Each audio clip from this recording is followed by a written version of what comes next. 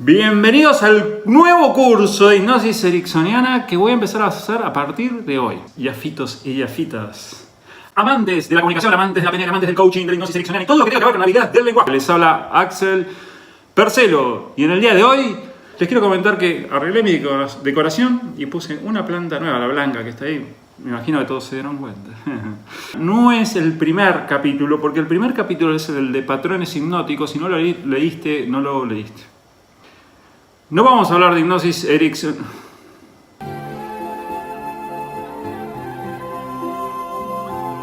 Patrones hipnóticos, que te dejo aquí la tarjeta para que lo veas si no lo viste, que es un poco avanzado, pero lo tomé como de entrada, como para mostrar el dulce, digamos, ¿sí? Hoy vamos a hablar, y te pido que lo veas, porque esta parte es importantísima, entender qué es la hipnosis ericksoniana, ¿bien? Entonces, ¿cuál es el concepto tradicional que tenemos del hipnotista? ¿No? Eso, ¿no? Que nos hace así, nos levanta una mano y nos quedamos así y salimos a robar y a traerle lo que robamos a él. O lo que fuera, ¿no?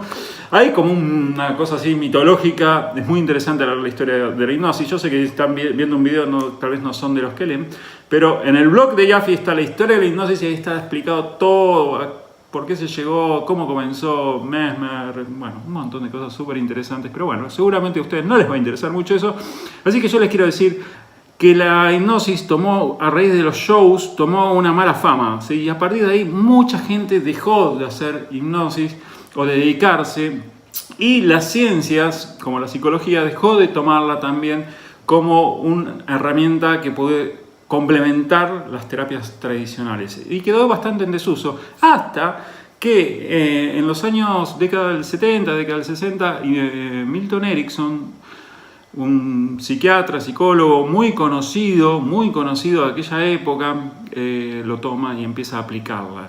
Y bueno, él nunca escribió un libro, pero sí escribía papers. Están las crónicas, hay gente que se dedicó a estudiar todo lo que él hacía, a modelarlo, la PNL nace de ahí.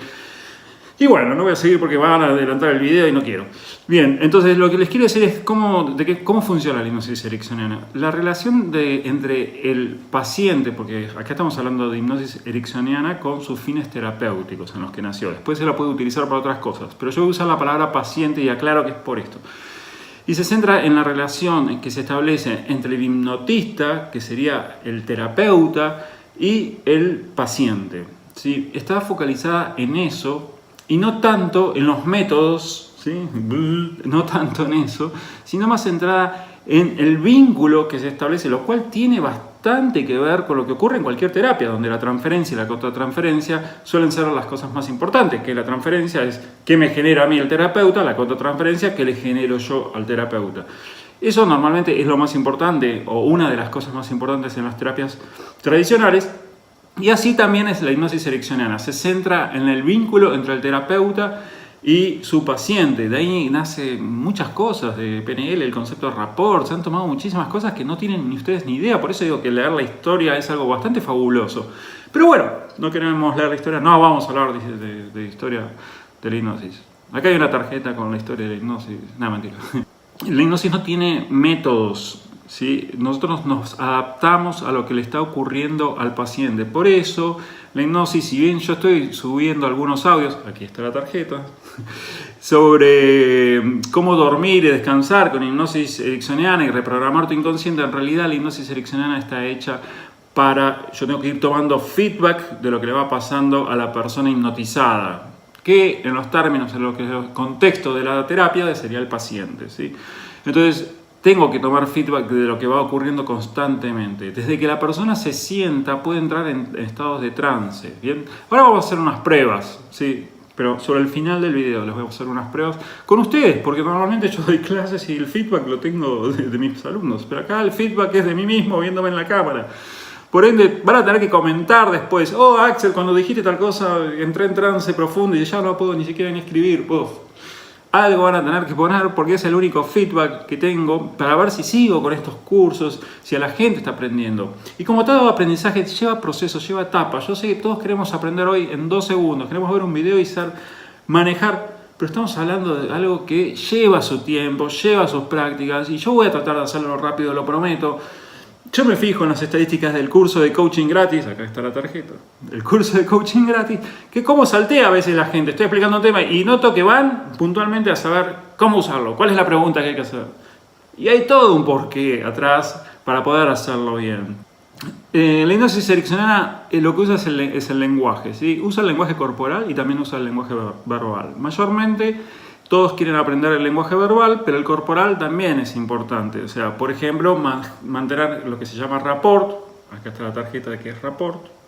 Y fíjense qué curioso, porque el rapport nace de Milton Erickson, que es una técnica que ahora lo usa en ventas, en liderazgo, lo toma la PNL, el coaching, un montón de cosas, pero nace de Milton Erickson. Fíjense qué importante, dónde nos fuimos, nos estamos yendo a los años 70, y ahí es donde nacen un montón de cosas que después, 50 años después, se están usando y ni siquiera se sabe que vienen de esto, de acá. O sea que es súper importante. Pero bueno, si hay algo que es importante es estar en la misma energía. Les recomiendo de vuelta ver el video de rapport, y de verdad lo digo para que se entienda a qué me refiero. Es estar en la misma energía. Es decir, si yo tengo enfrente mío, te digo ahí porque ahí está la silla. Si yo tengo ahí sentada una persona y está una energía muy alta, por más que yo esté, vas a entrar en trance, no me va a mirar como un loco, ¿sí? Por el contrario, si ahí está una persona que está totalmente relajada, y yo estoy hablándolo así como les hablo a ustedes en el video, se va a poner como, se van a activar mecanismos de defensa. Es decir, ¿qué pasa? ¿Qué le pasa a este tipo? ¿Qué va a hacer? ¿Sí? En realidad esto sucede en todos los contextos. Así que vamos a partir suponiendo que ya sabemos esto de estar equilibrados en la energía de la persona. ¿Sí? ¿Qué significa? Bueno, que si el otro está sentado con la espalda apoyada, entonces yo también por ahí será mejor que también me relaje de esa forma. Si el otro habla un poco despacio, será mejor que yo hable un poquito más despacio. Con mi estilo, pero un poquito más despacio. Okay. Vamos a suponer que eso ya está, ya lo sabemos y tenemos a la persona sentada ahí. Vamos a empezar a usar patrones del lenguaje, que es lo que todos nos interesa, la crème de la crème, los patrones del lenguaje. Los patrones del lenguaje, ¿cuáles van a ser? Es el lenguaje común que usamos siempre, pero usado de una forma intencional para producir creatividad, o que la persona, esto es lo más importante, no, lo más importante está al final, pero porque vienen las demostraciones, pero sí es importante comprender que lo que usamos, la forma en que usamos el lenguaje, hago este gesto de vacío. ¿Por qué? Porque lo que busco es que la persona que me escuche rellene lo que yo estoy diciendo con su propia experiencia. ¿Sí? ¿Esto qué significa? Por ejemplo, que si yo digo que ustedes van a tener un gran aprendizaje, probablemente te digan, ay, sí, se ve que va a haber un gran aprendizaje. O no me gusta este video, no hay aprendizaje. Pero nadie se está planteando aprender qué. ¿Por qué? Porque cuando usamos la palabra aprendizaje, asumimos que es una palabra del vocabulario y por ende tiene un significado, pero en realidad no sabemos qué es lo que vamos a aprender. Pero si yo agarro y digo, ustedes en este video van a aprender, tengo que completar esa frase. Acá no vamos a tener que meter con temas de gramática, porque si yo digo, ustedes van a aprender, tengo que decir qué es lo que van a aprender. Pero si yo digo, van a tener un gran aprendizaje, créanme, y les pongo esta cara así como de, ustedes van a tener un gran aprendizaje. Claro, no generamos empatía todavía, menos haciéndolo así. Pero bueno, sí se entiende que gramaticalmente la gramática juega una gran parte, y las teorías de Norman Chomsky juegan una gran parte, que es la gramática transformacional. O sea, acá se está usando la gramática de una forma interesante, ¿sí? A ver, esto pasa todos los días. A mí me paran por la calle, ¿tenés hora? Sí, tengo hora, y sigo caminando. Si me preguntó si tenía hora el señor, yo no hice nada malo, me preguntó si tenía hora. ¿Qué hacemos? ¿Tenés hora? Sí, y damos la hora. Y eso es hipnosis ericksoniana. El señor no sabe que se llama hipnosis ericksoniana, ni yo que le doy la hora tampoco, ocurre todo el tiempo, ¿sí? Pero bueno, ¿qué hago? Yo relleno la experiencia. ¿Tenés hora? Y yo relleno y digo inconscientemente, esto para que empezamos a entender la diferencia entre inconsciente y consciente. Inconscientemente digo, este señor quiere saber la hora. ¿Y por qué inconscientemente? Porque, a ver, si te paran por la calle, nosotros hacemos ese análisis. No, es una respuesta automática. ¿Tenés hora? Sí, tú. Nos decimos, debe querer nuestro inconsciente ya directamente. Esto es para que empecemos a darle lugar. Porque si vamos a aprender hipnosis ericksoniana, hay que empezar a creer que existe un inconsciente. Que lo estudia la psicología y se abordó de 75 maneras. De hecho, quiero que tengan un dato muy interesante. Freud empezó con la hipnosis, no la ericksoniana, porque Erickson no sé si había nacido, pero no fueron tan contemporáneos. Pero sí empezó con ensayos con hipnosis y lo dejó después, lo dejó de usar. Pero Freud usaba hipnosis, y esto lo pueden buscar en Wikipedia, y espero que sea así, me voy a figurar bien porque no sea cosa que esté dando un dato falso, pero no. Créanme que Freud utilizó la hipnosis y la dejó porque no conseguía los resultados que él quería. Bien, este señor Milton Erickson era famoso por conseguir resultados, hay historias fabulosas y son historias de esas que sí te las crees, porque no es que hizo volar a alguien ni nada, sino cómo entraba a ver el mundo a través de los ojos de los demás y ha hecho cosas que son increíbles. Muy bien, sigamos. Entonces, vamos a hacer un ensayo para que vean de qué se trata la hipnosis y dejar así abierto para los próximos capítulos para que entiendan a qué nos vamos a referir, ¿sí? Entonces, si yo quisiera, por ejemplo, hacer un estado de trance con ustedes, fíjense, yo ni siquiera sé si están parados, sentados, tengo que tener cuidado, porque si yo digo, bueno, está sentado y la persona está parada, no tiene que ver con su experiencia, yo tengo que decir cosas que tengan que ver con su experiencia. Entonces, lo que estoy seguro que estás mirando este video y mientras mirás este video puede ser que te llamen la atención las plantas que están detrás de mí. Tampoco sé la energía que tienen, pero sé que te gustan ver como las plantas. Fíjate que las hojas de la derecha son diferentes a las hojas de la izquierda.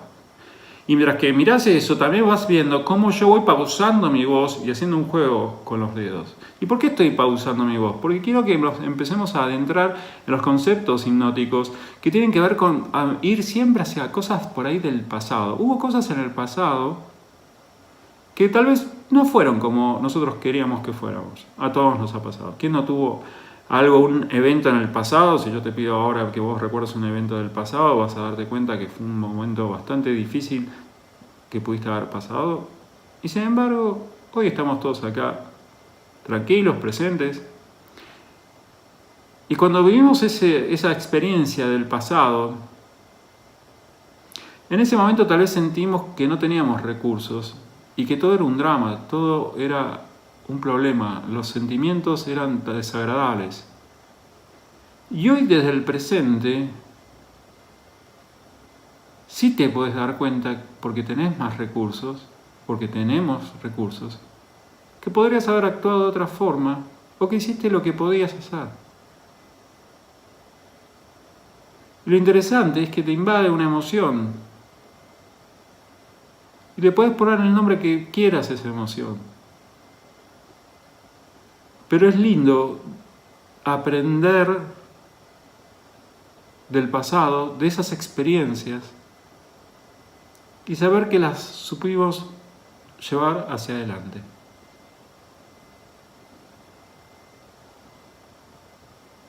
Nada más. Gracias.